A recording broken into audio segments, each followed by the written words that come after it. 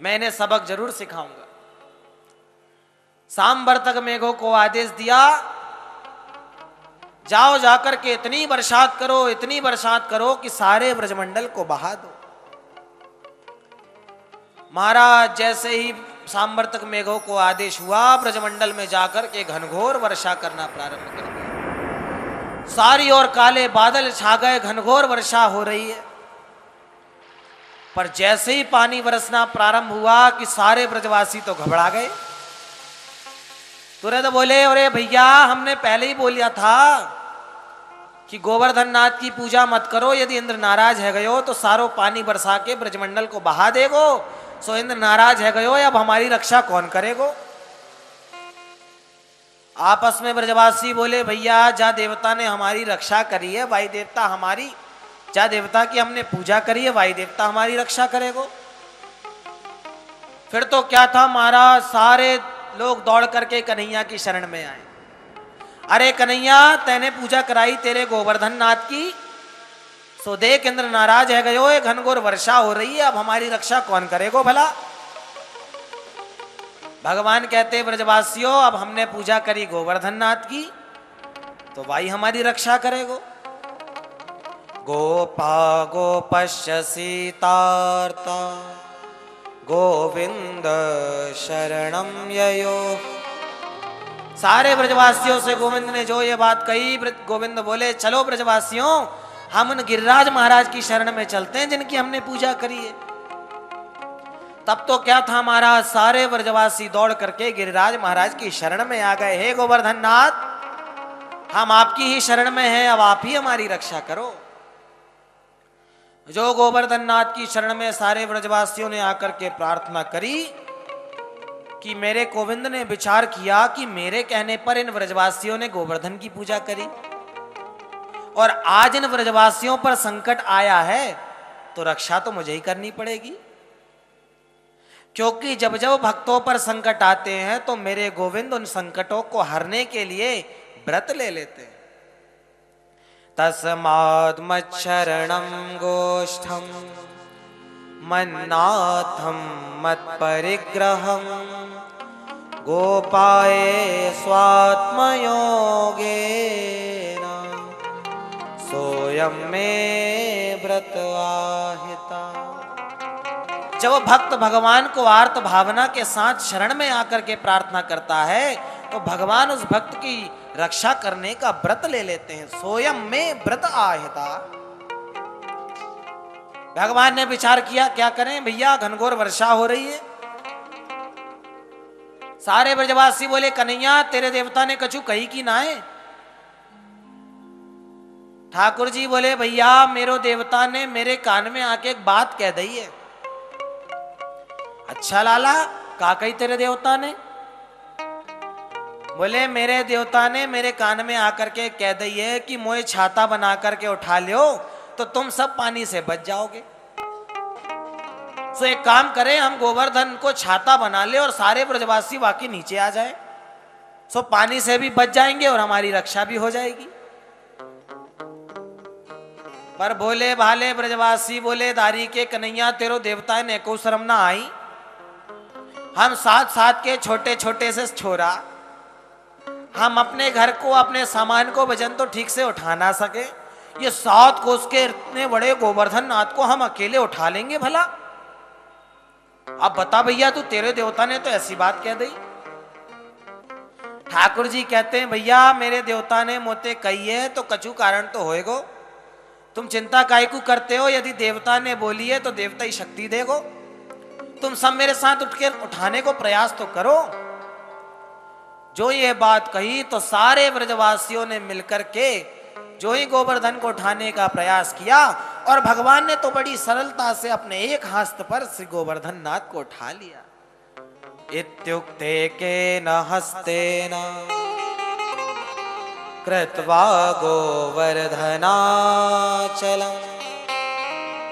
दधार लीलया कृष्ण छत्राकमिव बालका।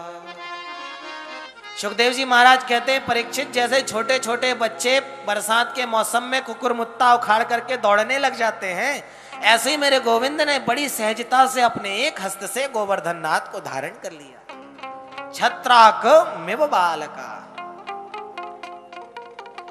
और गोवर्धन नाथ को मेरे ठाकुर जी ने धारण किया, इसलिए गिरी को धारण करने से मेरे ठाकुर का नाम आज गिरधारी हो गया। बोल गिरधारी भगवान की जय। हम लोगों को पता है कि भगवान ने अपनी छिंगली पर गोवर्धन को उठाया, पर भागवत में ऐसा नहीं लिखा है। भागवत क्या कह रही है? इत्युक्ते के न हस्तेन कृत्वा गोवर्धनाचल। भगवान ने अपने एक हस्त पर गोवर्धन नाथ को धारण किया। फिर भैया ये छिंगली के उठाने की बात कैसे आ गई?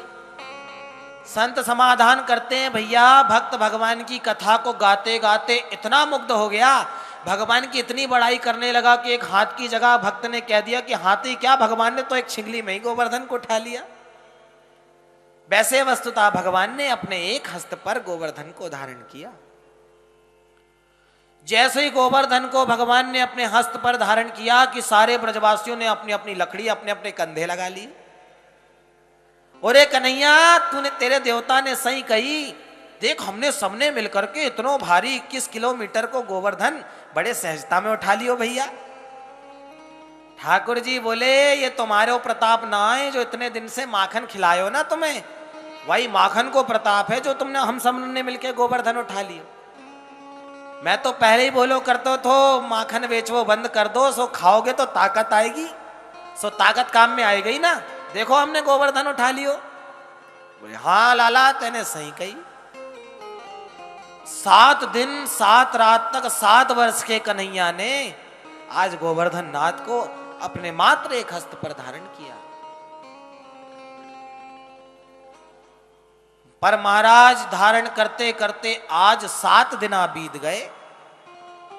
ब्रजवासी बोले, कन्हैया एक बात बता, हम सबन ने मिलके गोवर्धन उठा रखो है, पर हम एक डंडा अपने हाथ से लगाए, एक हाथ दुख जाए तो दूसरो हाथ लगा लेवे, दूसरो हाथ दुख जाए तो फिर दूसरो हाथ लगा लेवे, जब दोनों हाथ दुखवे लग जाए तो अपने कंधा लगा लेवे। पर भैया तेने तो एक हस्त पर गिरी को धारण किया और आज 7 दिन बीत गए, पर तेरे हाथ में neko दर्द ना भयो। कन्हैया एक बात बता, तेरे हाथ में का दर्द ना है रोए? भैया ज्यादा परेशान ना हो, तू एक काम कर, थोड़ी देर आराम कर ले, जब तक हम गोवर्धन को संभाल के रखते हैं। भगवान बोले, अच्छा ब्रजवासियों, मेरे बिना क्या ये गोवर्धन को तुम उठा पाओगे, धारण कर पाओगे? जो ये बात कही तो ठाकुर जी ने तो ब्रजवासी बोले दारी के, तू का समझ रखो है, तेरे हाथ में रखो है गोवर्धन, 7 दिना से इतनी बड़ी बड़ी लाठी कंधे लगा रखे, वो ना दिख रहा हो तो।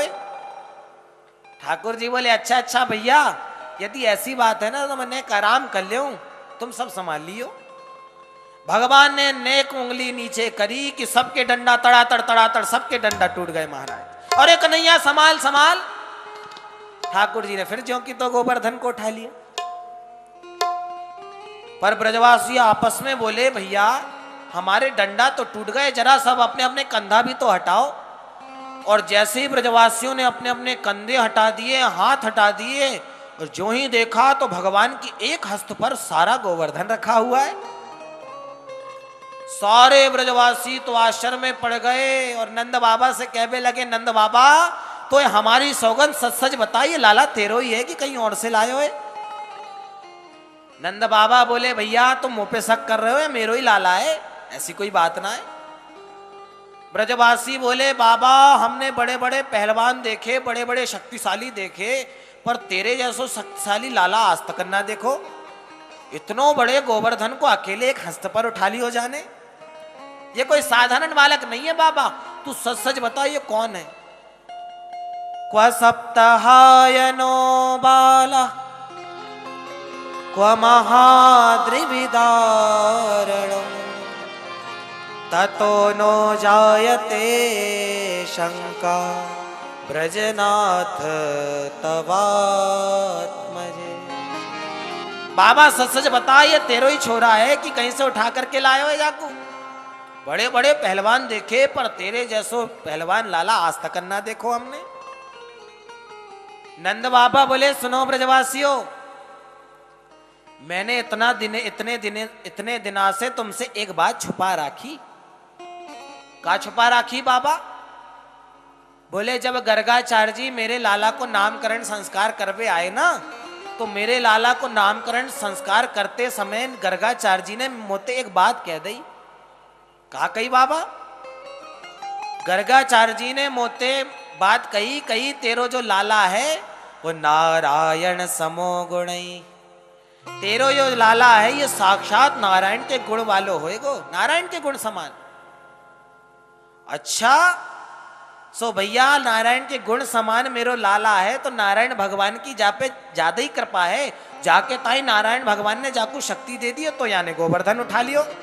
वैसे कोई मेरे लाला में कोई विशेष बात ना है तो मेरो ही लाला, पर जाके ऊपर नारायण भगवान की विशेष कृपा है, जाके ताई यानी एक हाथ पे गोवर्धन उठा लियो। अच्छा नंद बाबा सो ये बात है? बोले हाँ ब्रजवासियों। ऐसे कहकर के नंद बाबा ने समझाया। पर विचार करने योग्य बात यह है बंधुओं कि जैसे ही ठाकुर जी ने गोवर्धन को उठाया तो सारे ब्रजवासियों ने लकड़ी लगा दी, और जैसे ही ठाकुर जी ने नेक उंगली नीचे करी तो सबके डंडा तड़ातड़ करके टूट गए।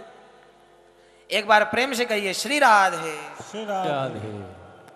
इसका वास्तविक अर्थ क्या है?